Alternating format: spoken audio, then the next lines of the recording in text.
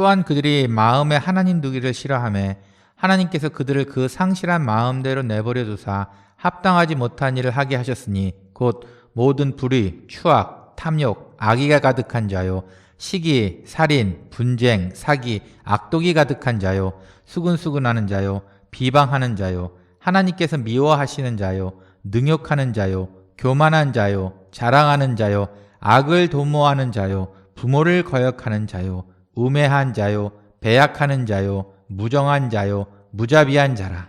그들이 이 같은 일을 행하는 자는 사형에 해당한다고 하나님께서 정하심을 알고도 자기들만 행할 뿐 아니라 또한 그런 일을 행하는 자들을 옳다 하느니라.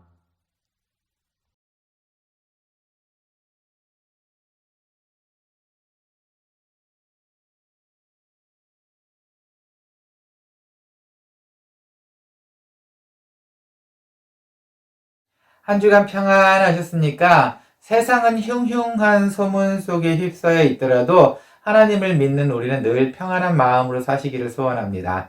오늘은 방금 말했던 것처럼 세상이 흉흉하고 많은 사고들이 있다 보니 한번 이렇게 생각을 해보았어요. 과연 하나님께서는 왜 그렇게 흉흉한 일을 만드는 사람들을 그냥 두고 계시는가? 그들은 왜 존재를 하는가? 그리고 도대체 그들은 어떤 사람들인가? 이거에 대해서 궁금증을 갖게 됐어요. 그러다 보니까 로마서의 한 구절을 제가 마음에 와닿게 됩니다. 일단 먼저 로마서는 구원의 복음을 가장 논리적으로 밝히는 아주 중요한 성경책입니다. 사도 바울이 썼죠. 그러다 보니까 그 안에 인간의 죄성이라는 부분이 나와요. 바로 그 죄성에 대한 부분이 오늘 그 말씀입니다. 그래서 하나님께서는 왜 어떤 사람들이 하나님을 싫어하고 하나님의 말을 안 듣고 그리고 세상을 흉흉하게 만드나요? 가장 먼저는 하나님을 마음에 두기 싫어하는 사람들이라는 표현이 성경에 나옵니다. 오늘 28절 내용이네요. 또한 그들이 마음에 하나님 두기를 싫어하며 하나님께서 그들을 그 상실한 마음대로 내버려 두사 합당하지 못한 일을 하게 하셨으니 마음에 하나님 두기를 싫어하며 이런 사람들입니다. 마음에 하나님 두기를 전혀 생각하지 않는다는 거예요. 그냥 아예 우리의 행동과 생각에는 하나님이 요만큼도 들어갈 틈이 없다는 거죠. 애초에 듣지 않기로 한 작정을 가진 사람들인 것 같습니다. 사실은 어떤 일이든지 마음에 두게 되면 아무리 작아도 보이고 그리고 아무리 시끄러워도 들리고 그리고 아무리 어두워도 찾을 수 있습니다. 마음에만 있다면. 하지만 마음에 두지 않았을 때는 세상 눈앞에 무엇을 갖다 놔도 그건 내 것이 아니고 보이지 않게 됩니다. 저는 음대를 실패하고 군대를 갔어요. 그래서 바로 군대를 가서 군 생활을 먼저 하고 대학을 들어갔습니다. 저도 늦깎이지요. 그런데 군대를 갔을 때 약간의 미련이 남아 있었어요. 음악을 내가 공부하다가 군대를 가니까 미련이 남더라고요. 그러다 보니까 음악이 저한테는 뭐든지 다 소중했습니다. 그리고 그때 당시는 제가 어떤 음악이든지 다 좋아했던 것 같아요. 제가 전공하는 음악도 음악이지만 참 음악을 좋아했습니다. 그리고 나서 군대를 갔죠. 근데 군대를 가면은 제가 또 방위를 갔는데 출퇴근을 하게 되면 그 출퇴근 시간에 이제 선임들이 우리한테 가르쳐 줄 게 참 많습니다. 군대 예절이라든가 군대 그 안에서의 서열이라든가 이런 거 좀 가르쳐 줄 게 꽤 많아요. 근데 그 중에 하나가 군가를 가리키는 거였어요. 그런데 저는 이제 신병 나와서 이제 군대를 딱 배치 받았을 때 이제 서로 걸어 들어갈 때 그 나오는 음악 소리가 저는 그냥 대수롭지 않게 들리지 않았어요. 그러다 보니까 저게 언젠가 또 부르겠구나 싶어서 혼자 들어갈 때마다 한 곡씩 외웠어요. 그리고 나서 이제 고참들이 이제 후배들한테 군가를 가르쳐 줄 때가 되었습니다. 근데 저는 이미 다 외워놨어요. 저는 그때 당시는 어떤 음악인지 다 좋았던 것 같아요. 그러다 보니까 그냥 흘리는 음악도 그냥 넘어가지 않고 다 귀에 새겨두고 저것도 배우겠구나 싶어서 그냥 다 외웠습니다. 그러다 보니 고참들이 틀린 음정도 저는 찾아내서 가르쳐 줄 수가 있게 됐어요. 어떠세요? 정말 작은 예화지만 내가 마음에 있다면 이것 말고도 여러분도 또 느끼실 겁니다. 내가 마음에 있다면 없는 시간 만들어낼 수 있습니다. 내가 마음에 있다면 정말 그 하기 싫다는 거 도와줄 수 있습니다. 내가 마음에 있다면 그 마음에 있는 것이 바로 하나님이 되었으면 좋겠어요. 그런데 오늘 성경에는 세상을 흉흉하게 만드는 사람들은 그 마음에 하나님이 전혀 없습니다. 전혀 들어갈 자리가 없네요. 그렇다면은 하나님을 마음에 두고 싶은데 그러면 어떡하나요? 하나님께서는 정말 아무것도 안 하신 상태에서 우리한테 그냥 너희가 알아서 해라 이런 식으로 내버려 두고 어떤 사람은 나쁜 사람, 어떤 사람은 좋은 사람이 되는 건가요? 아닙니다. 하나님은 우리에게 늘 말씀을 하고 계세요. 오늘 본문보다 조금 위쪽에 20절 내용을 한번 읽어보겠습니다. 창세로부터 그의 보이지 아니하는 것들 곧 그의 영원하신 능력과 신성이 그가 만드신 만물에 분명히 보여 알려졌나니 그러므로 그들이 핑계하지 못할지니라. 이미 하나님께서 만드신 그 세상 안에 그가 만드신 그것 안에서 분명히 하나님의 영원하신 능력과 신성을 미리 보여줬답니다. 우리는 전혀 모르겠는데요. 이걸 우리 신학적인 용어로 일반 은총이라는 말을 합니다. 일반 은혜. 그냥 죄인이든 아니든 모든 사람들이 다 누릴 수 있는 하나님의 은혜. 숨을 쉴 수 있고 살아있을 수 있고 우리가 하고 있는 지금 누리고 있는 모든 것들 죄인이든 아니든 누구든지 가질 수 있는 걸 바로 일반 은혜라고 그래요. 그리고 특별한 하나님을 더 섬기기를 원하고 교회 안에서 혜택받은 자들이 받을 수 있는 건 특별 은혜, 특별 은총이라는 말을 합니다. 근데 여기서 말하는 건 일반 은혜예요. 일반 모든 사람에게 다 적용된 것. 그런데 이 모든 사람한테 다 적용됐는데 아까 말씀드렸다시피 하나님께 관심이 있는 분은 하나님을 그 안에서 찾습니다. 그런데 하나님께 관심이 없는 사람들은 정말 이 일반 은혜 속에서 우리가 이렇게 살고 있는 이 은혜 속에서도 하나님을 찾을 수가 없어요. 하나님을 절대로 만날 수가 없다는 거죠. 하나님을 마음에 두지 않으면 그건 뭐 당연한 겁니다. 그 사람들한테는. 마음에 두지 않으면 뭐 그냥 보이지 않는 건 당연한 거고 하지만 하나님을 마음에 두신다면 우리가 살아 숨쉬는 이 하루에 숨쉬는 이것만으로도 하나님을 만나실 수가 있습니다. 하지만 하나님을 마음에 두지 않은 사람들은 그게 보이지 않네요. 이걸 쉬운 말로 해볼까요? 하나님을 마음에 둔다는 것은 관심입니다. 하나님께서도 말씀하시겠지만 우리의 관심 또한 필요합니다.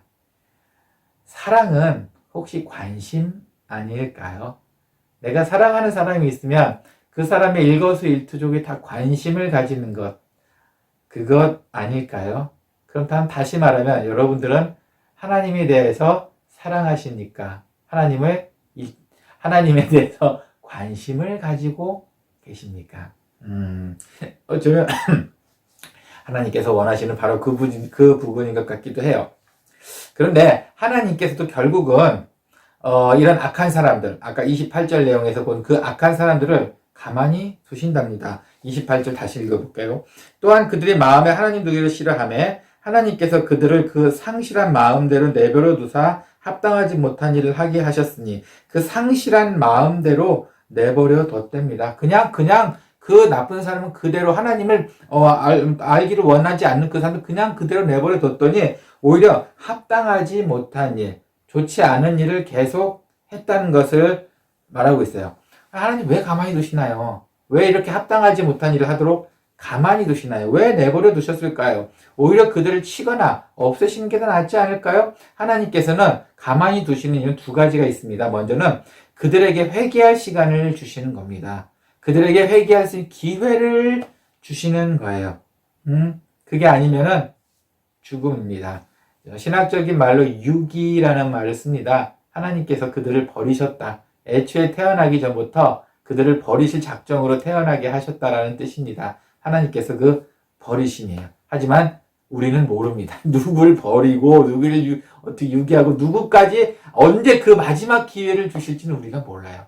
그래서 우리가 어떻게 할 수 있는 방법은 없습니다. 하나님께서 결정한 그 사람, 작정한 그 사람들은 어쨌든 회개할 수 있는 그 기회를 주시기 위해서 가만히 두신다는 겁니다. 또 하나는 믿는 우리를 위해 가만히 두신다는 거예요. 우리에게 해이한 마음이 없어지도록, 해야도 방심하는 틈이 있으면 안 되니까 우리로 하여금 누가 컨트롤할 수 있고 우리로 하여금 자각을 할 수 있도록 우리에게 그 나쁜 사람들을 그냥 두시겠다는 뜻입니다. 그 이야기는 우리를 죽이시는 게 아니고 우리를 살리기 위해 두신다는 이야기입니다.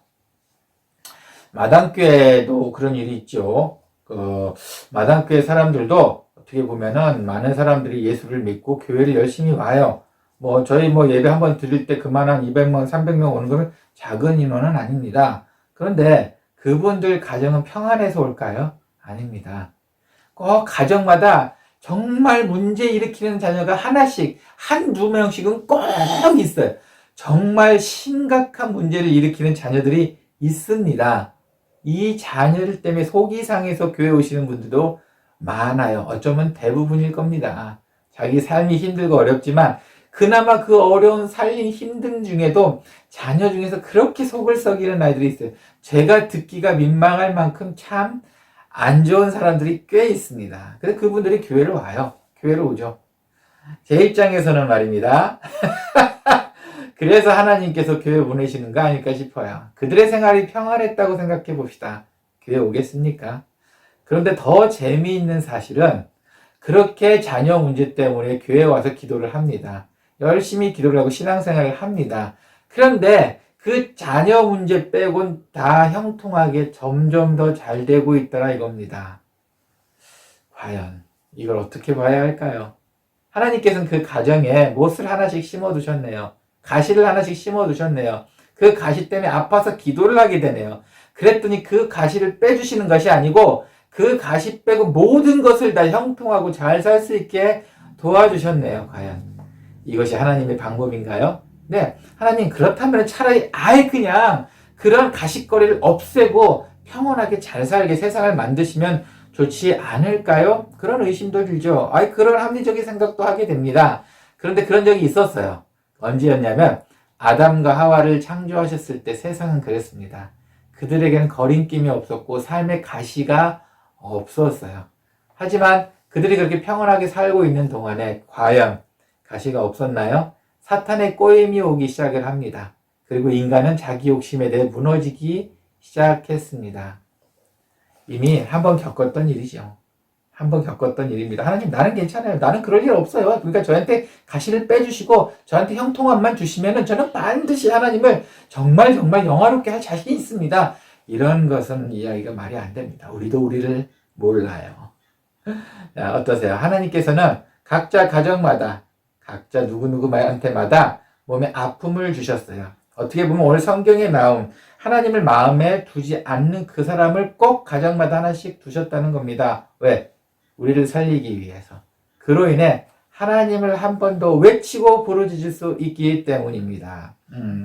그렇지만 하나님께서 이렇게 가시를 두는 것은 결국은 우리를 죽이는 게 아니라고 다시 말씀드리고 싶어요.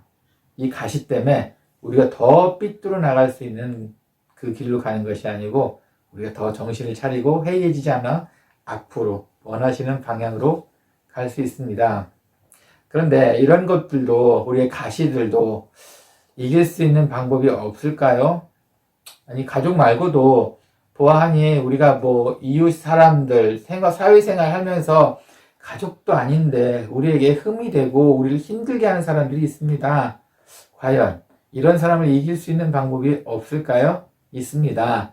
더 큰 사람이 되세요. 더 큰 사람, 마음으로 더 큰 사람이 되세요. 그럼 그들을 이길 수 있고 그들의 하는 꼼수 하나하나가 다 보이게 될 겁니다. 얼마 전에 인터넷 뉴스를 봤어요.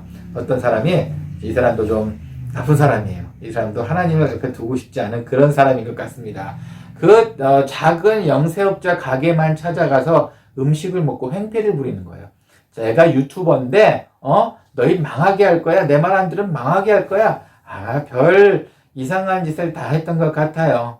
근데 이 가게 주인 아저씨 아줌마들은 그런 소문은 들었잖아요. 유튜브 잘못 만나면 가게가 망한다. 이런 이야기를 많이 들었기 때문에 또 공포에 떨고 있었죠. 또 그 사람이 그렇게 크게 소리를 지르니 이러지도 저러지도 못하고 하여튼 그 사람이 하라는 횡포에 다 말려들 수밖에 없었어요. 이분들한테는 정말 삶의 가시였죠. 그래서 결국은 경찰에 신고를 했습니다. 경찰에 신고를 해서 이 남봉꾼을 잡았어요. 경찰서에 잡아가서 보니까 구독자가 한 700명 되는 모양이에요. 그러니 한 700명 정도 되는 구독자가 어디 자기 한번 내세울 데 없으니 어느 그냥 영세업자 조그만 가게 가가지고 막 행포를 부렸던 것 같죠? 그러니 그걸 모르고 있던 그 주인 아줌마, 그 정말 순수한 분들은 그것 때문에 또 상처받고. 자, 어떠세요? 저희 여러분이라면 이런 사람한테 흔들리시겠습니까? 고작 죄송합니다. 700명 유튜버 그 사람 모아놓고 자기가 이 가게를 망하게 한다면 망하게 할 수 있을까요? 말도 안 되는 얘기죠. 어떻게 보면 그 700명이 큰 숫자인 것 같긴 하지만 정말 그건 정말 말도 안 되는 정말 어리석은 일입니다. 그런데 그 주인 아저씨하고 아줌마는 믿었다는 거예요. 그렇게 넓은 분이 아니기 때문에, 그분이 살고 있는 세상이 너무 좁기 때문에, 잘못된 정보를 갖고 있었기 때문에, 그냥 유튜버가 소리 지르면 세상이 다 우리 가게를 적으로 만들 수 있다는 그런 불안한 심리 때문에 결국은 그들한테 놀아나는 수밖에 없었습니다. 하지만 경찰 한번 부르니까 해결이 됐네요. 이 나쁜 유튜버는 이 주위의 조그만 가게들을 다 이렇게 해코지하고 다녔던 정말 그런 사람이었나 봐요. 결국은 감옥에 들어가고 말았습니다. 어떠세요? 여러분을 혹시 괴롭히고 있는 사람들, 결국은 어쩌면 여러분은 그 사람들이 크게 보일지 모르지만 어쩌면 이 넓은 세상에 꼴랑 700명 구독자를 갖고 있는 유튜버일 수도 있다는 겁니다. 그저 여러분이 자신이 없고 정보가 없기 때문에 그들한테 밀리는 것일 뿐인 거지, 그들에게 결코 눌릴 수 있는 이유가 하나도 없어요. 하나님이 계시기 때문이에요. 우리는 그 주인 아저씨 아줌마가 경찰을 찾아갔듯이 우리에겐 하나님이 계십니다. 우리에겐 하나님이 계시기 때문이야. 더 넓게 생각해 봅시다. 우린 더 큰 물에서 놀 수 있는 사람이라고 생각하면 결국 여러분을 괴롭히고 있는 모든 사람들은 결코 작은 사람일 수밖에 없습니다. 그렇게 생각하면은 우리에게 조금 더 위로가 되지 않을까요? 그 유튜버 같은 나쁜 사람들은 성경에서 말하는 여러 가지 벌, 29절에서 30절까지 나오는 21가지의 나쁜 것을 가지고 있네요. 21가지의 나쁜 것이 있습니다. 불의, 추악, 탐욕, 악의 가득, 시기, 살인, 분쟁, 사기, 악독, 이렇게 21가지예요. 이 21가지는 신학자들은 한 5가지 정도로 나눕니다. 이렇게 말이 쭉 있지만, 그런데 여러분은 과연 이 21가지 중에서 자유하십니까? 우리가 걸릴 게 하나도 없나요? 혹시 이 21가지 중에서 이런 거 아닐까요? 설문조사를 합니다. 21가지. 난 여기에 걸리는 게 몇 개가 있나? 그래서 5개 이하 걸린 사람들. 난 여기 5가지 내가 찜찜해. 그러면 이 사람은 좋은 사람. 5가지 이상 걸린 사람들. 난 한 10가지 정도 여기 나한테 혜택이 돼. 이러면 나쁜 사람. 이런 기준이 있나요? 그것 때문에 이렇게 열거를 해두셨나요? 아닙니다. 불행하게도 우리가 이 중에서 단 한 가지라도 걸리면 안 됩니다. 우리도 똑같은 사람이 될 수 있다는 얘기예요. 21가지. 자유하실 수 있나요? 저도 그걸 피해갈 수는 없을 것 같아요. 그러면 하나라도 안 걸리고 피할 수 있는 사람은 없으면 그럼 그 사람들이 벌은 어떻게 해야 되죠? 어떤 벌을 받게 되죠? 32절입니다. 그들이 이 같은 일을 행하는 자에게는 사형에 해당한다고 하나님께서 정하심을 알고도. 사형입니다. 이 21가지 중에 하나만 걸려도 사형입니다. 너무하지 않습니까? 과연 우리 하나님께서 이 21가지 중에 하나만 걸려도 사형이라고 했는데 야, 그럼 우리도 다 사형당할 수밖에 없겠네요. 그렇다면 빠져나갈 길 없나요? 하나님한테 좀 용서를 구하고 대체할 수 있는 방법이 있나요? 네, 있습니다. 다행히도 이 32절 마지막에 바로 그 이야기가 나오네요. 잠깐 또 더 읽어볼게요. 그들이 이 같은 일을 행하는 자는 사형에 해당한다고 하나님께서 정하심을 알고도 자기들만 행할 뿐 아니라 또한 그런 일을 행하는 자들을 옳다 하느니라. 반성이 없네요. 반성이 없고 내가 그렇게 나쁜 사람이면 내가 잘못했으니까 하나님 용서해 주세요가 아니고 나랑 똑같은 짓을 하고 있는 저 사람들이 너 지금 잘하고 있는 거야. 너 지금 잘하고 있는 거야. 너 내 편, 내 편.